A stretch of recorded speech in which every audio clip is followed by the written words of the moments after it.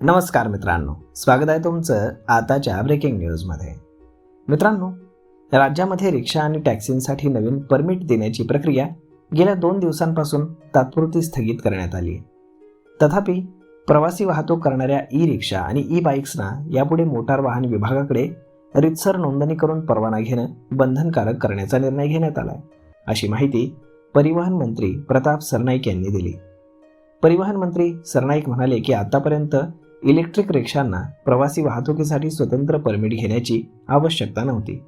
मात्र वाढत्या ई वाहनांच्या संख्येचा विचार करता केंद्र शासनानं प्रवासी वाहतुकीमध्ये एक समान नियम लागू करण्यासाठी ही ई रिक्षा आणि ई बाईकसाठी देखील परवाना प्रक्रिया बंधनकारक करण्याचा निर्णय घेतला आहे.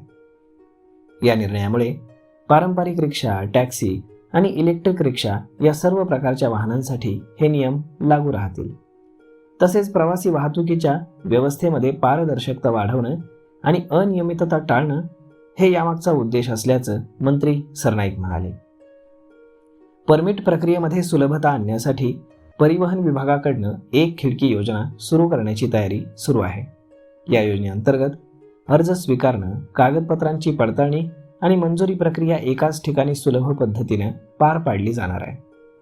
तथापि कोणत्याही प्रकारचा गैरव्यवहार किंवा अनियमितता टाळण्यासाठी प्रवासी वाहतूक करणाऱ्या सर्व प्रकारच्या वाहनांसाठी परमिट घेणं हे अनिवार्य राहणार आहे. नवीन नियमानुसार इलेक्ट्रिक ई रिक्षा आणि ई बाईकसाठी परमिट घेणं आता आवश्यक राहील. दरम्यान या निर्णयामुळे प्रवासी वाहतुकीच्या व्यवस्थेमध्ये जास्त शिस्त येईल, नियमांचं पालन सुनिश्चित होईल आणि भविष्यामध्ये प्रवाशांना सुरक्षित आणि नियंत्रित सेवा उपलब्ध होण्यास मोठी मदत होईल, असा विश्वास मंत्री प्रताप सरनाईक यांनी व्यक्त केला.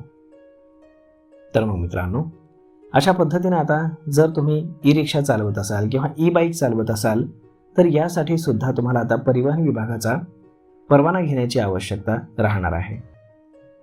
तर मग मित्रांनो, हा व्हिडिओ, ही माहिती तुम्हाला कशी वाटली हे तुम्ही आम्हाला कमेंट करून नक्कीच सांगा. आणि जर आवडली असेल तर आपल्या जवळच्या मित्रमंडळींसोबत देखील हा व्हिडिओ तुम्ही शेअर करायला विसरू नका. धन्यवाद.